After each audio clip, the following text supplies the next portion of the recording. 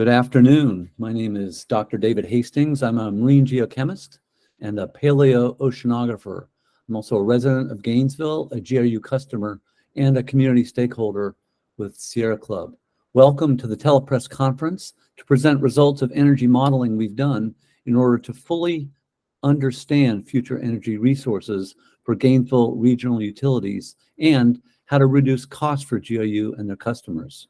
Joining me on this call is Taylor McNair, Program Director from Gridlab, and Brendan Pierpont, an independent expert working with Gridlab. Gridlab is a consulting firm that provides expertise to policymakers around the country for the design and operation of energy systems. So the broad agenda is that I'll provide an overview of the analysis that we've done. After that, Brendan will present a more detailed picture. Following his presentation, you'll have an opportunity to answer questions. So when you do have questions, there's an activity icons to the far bottom right of your screen that has a little triangle, a square, and a circle. So poke on that and drop your questions in the Q&A. There'll also be an opportunity for reporters to talk with our analysts at the end of the call. So for the past 7 months, I've been a stakeholder with other community members as part of a long-term planning process called an Integrated Resource Plan, or IRP for short. This process is where our municipal utility evaluates options to meet electricity demand in the next 5, 10, and 20 years.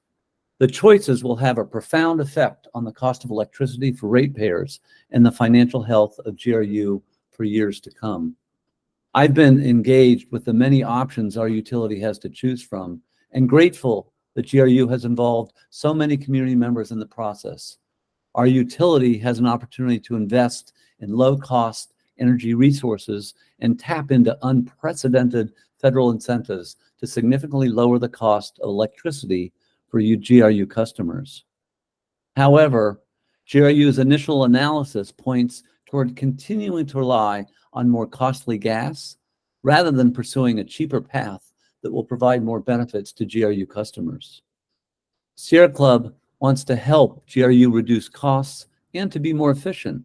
For that reason, we sought out independent experts working at Gridlab to analyze how GRU can reduce costs and present an alternate approach to meet electricity demand through low-cost energy resources. This independent analysis finds that GRU can lower utility costs for customers by $9.5 million a year, or about $50 per year for a typical residential customer. It can protect Gainesville residents from rate increases due to the volatility of gas markets and produce reliable and low-cost electricity. The pathway to realize these benefits is straightforward. GRU should shut down the aging and inefficient Deerhaven Unit 2 as much as 5 years sooner than planned. It should scrap plans to build new and costly gas-fired power plants and invest in energy efficiency and conservation and accelerate investment in solar and battery storage. That's the short story. At this point, let me pass the mic to Brendan Pierpont, staff with Gridlab, who did the analysis. Brendan has over a decade of experience analyzing and modeling energy markets and a master's degree from Stanford in energy systems. Brendan, over to you. Great, thank you, David. I'm going to get some slides up on the screen, and thank you for the kind introduction. As David gave as an introduction, we're here to talk about independent modeling that I conducted working with David and team in Gainesville to put forward a path to help lower electricity costs for GRU and GRU's customers. So first, a bit about why we're doing this, and David gave a bit of this background, but just to dig in a little bit more detail, GRU is developing this long-term plan called an Integrated Resource Plan, in which it evaluates options to meet electricity demand in coming decades. This plan will really have important implications for what GRU invests in as it goes forward, what types of resources they put their capital toward, and impacts the costs of GRU's electricity service to customers. So this is a really important process for determining the future of GRU and its directions forward. In the ongoing stakeholder process around this IRP, this Integrated Resource Plan, GRU has released preliminary modeling results and recently shared an update of those modeling results. And their baseline scenario in these modeling results highlights some continued reliance on gas, investment in new gas capacity, and limited energy and energy efficiency investment. So we think that there's an opportunity to do better, and we're excited to share this analysis that we've conducted and to collaborate with GRU going forward to help integrate some of our findings into their work and their process. So our analysis uses modeling inputs, both some shared by GRU as well as many publicly available sources, as well as a transparent and open source electricity planning model to demonstrate how GRU can reduce costs. So I'm going to walk through the findings of this analysis in a bit more detail. So first, we find GRU can lower electricity costs by as much as $9.5 million per year, primarily by accelerating the retirement of their aging steam plant at Deerhaven Unit 2, by meeting system needs for electricity with new solar, battery energy storage, and increased investment in energy efficiency, and by avoiding the build-out of new gas plants. I think the second key finding here is that GRU can reduce their exposure to risky natural gas markets. As we all know, gas markets are really subject to these boom-bust cycles in investment and production, as well as geopolitical uncertainty with the war in Ukraine and other drivers of spiking gas. One notable thing is in GRU's current portfolio, they're heavily reliant on gas, and that means when gas prices spike up, they can end up spending tens of millions of dollars more on their fuel just as a result of these things that are really broadly outside of their control. And so we think with a different plan, GRU can reduce their exposure to this risk. The alternative pathway that we're modeling protects customers from this volatility.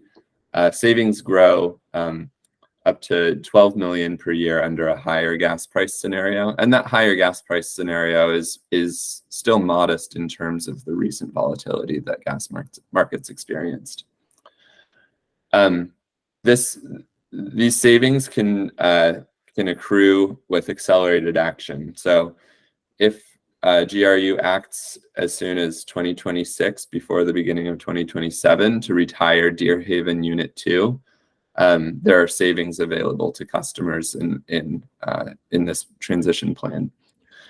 Deerhaven Unit 2 is inefficient. It's rarely needed for electricity needs, but keeping it online raises the cost of GRU's system, in part because of an expensive planning requirement for redundant capacity that GRU assumes.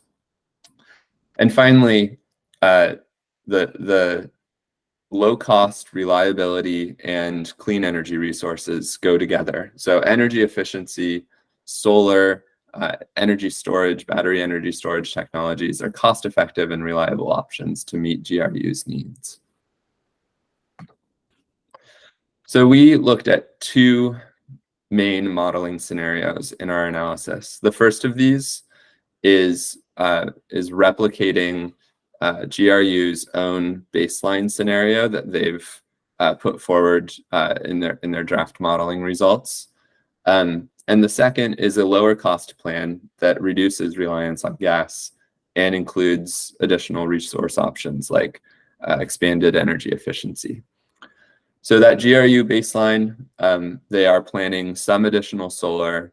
They are also planning around 30 megawatts of new peaking gas by 2030 and 50 megawatts of 4-hour energy storage by 2030 as well. Our plan accelerates the retirement of Deer Haven 2 to before 2030 and as soon as 2026.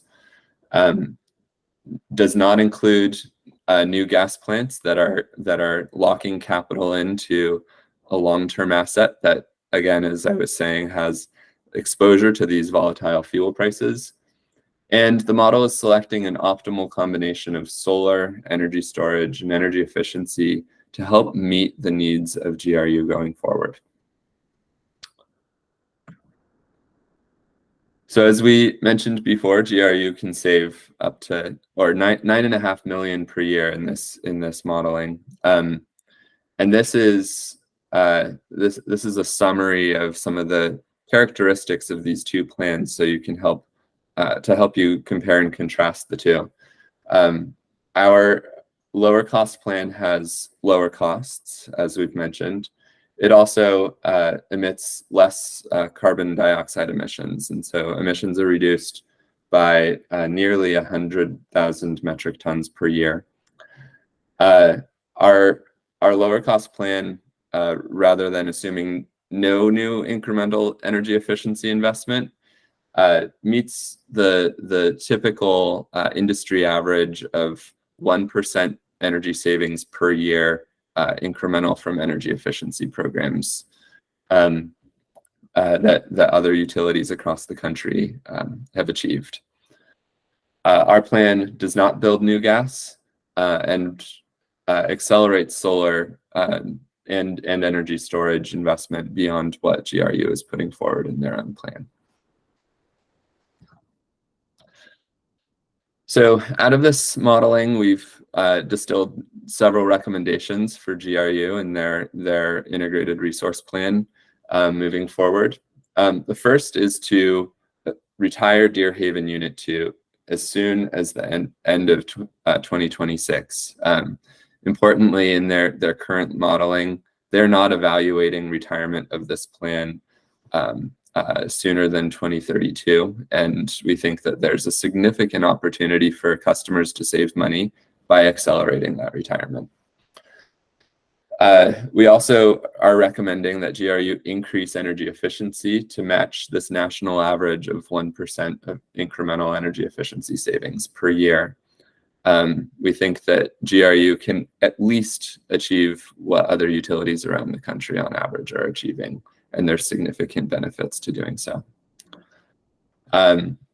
We recommend that GRU significantly expand their planned solar and energy storage to total 200 megawatts by 2030, rather than the 150 or so megawatts that they do have in the pipeline or are planning in their current IRP process.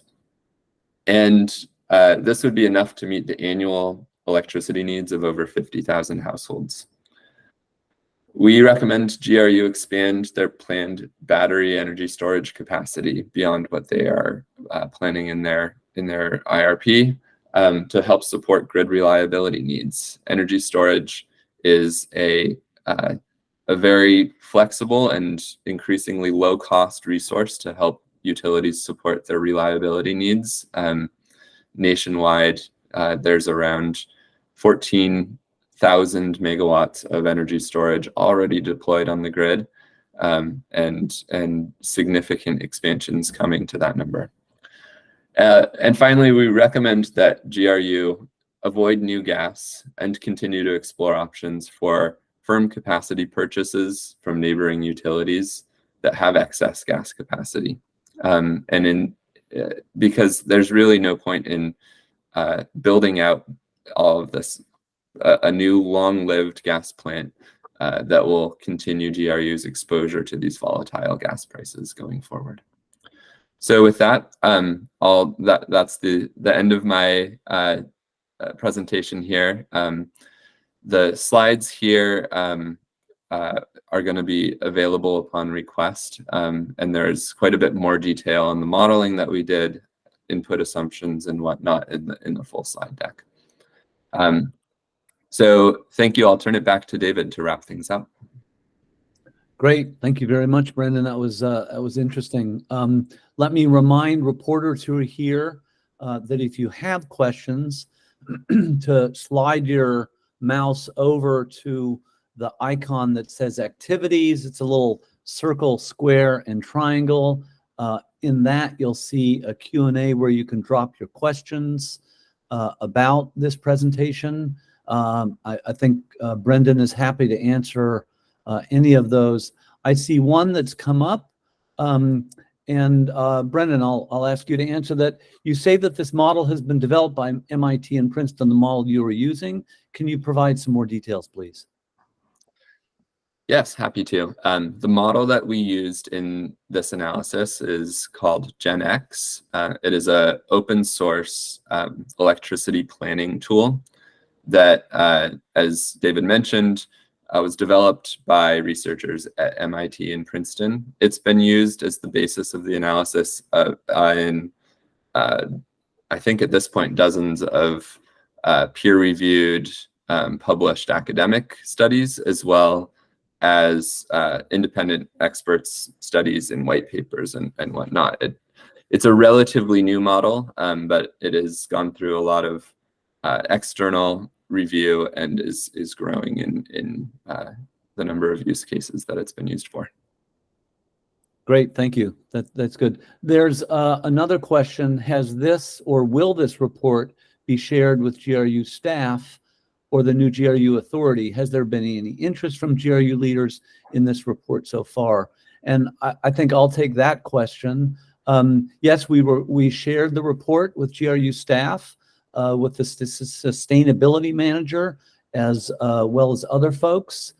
We shared it to them this morning, and so they haven't had really a chance to do that, but we have let them know that we're doing this modeling in parallel with them.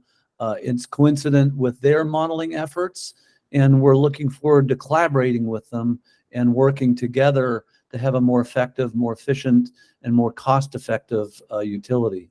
So yeah, that's an important. It's important. Any other questions from folks who are listening?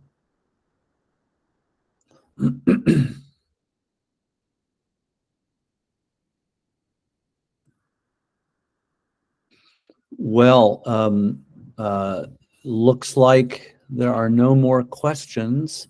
Jyoti, do you want to add a few more words? You're on screen now. Actually, if you don't mind, I'm going to ask a question that was emailed to me. Oh, okay. We need some clarification. They're asking for clarification on what the differences are in the core assumptions of the two models. Thanks. I'll let Brendan take that. Great. Yeah, that is a great question.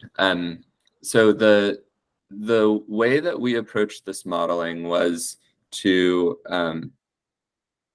align as many of those core assumptions between our model and what GRU is modeling as we can. So we are using demand forecasts that are provided by GRU as part of their IRP stakeholder process. We are using GRU's assumptions about their current resource set of resources, their current portfolio of power plants, and the operating costs of those power plants. We are using the same fundamental source of renewable energy cost data, which is the National Renewable Energy Lab, and the long-term forecasts that they provide. We're using widely accepted future fuel price forecasts from the Department of Energy's Energy Information Agency. The main differences that I would highlight between these approaches are really the changes that we're making to some assumptions that GRU has not yet considered in their analysis. The availability of energy efficiency as a resource to help meet their needs going forward, and the option to retire Deerhaven Unit 2 earlier than 2032, which GRU has not yet explored. There are some differences as well in the kind of modeling setup. We, in this analysis, have looked at a snapshot of 2030 as a representative year to look at, and demonstrated pretty clearly from our analysis that there are savings to be had from a different portfolio as of 2030. We've also looked at a sensitivity for 2027 with that earlier retirement of Deerhaven Unit 2 to demonstrate that those savings are available as early as 2027. So there's some differences like that between the modeling construct, but to the extent possible, we aligned as many of those input assumptions as we could, so that we could really test the effect of some of these portfolio choices, like do we retire this the steam unit, Deerhaven Unit 2, earlier, and do we allow the model to select energy efficiency as an option to help meet their needs. Great, thank you. That's very useful.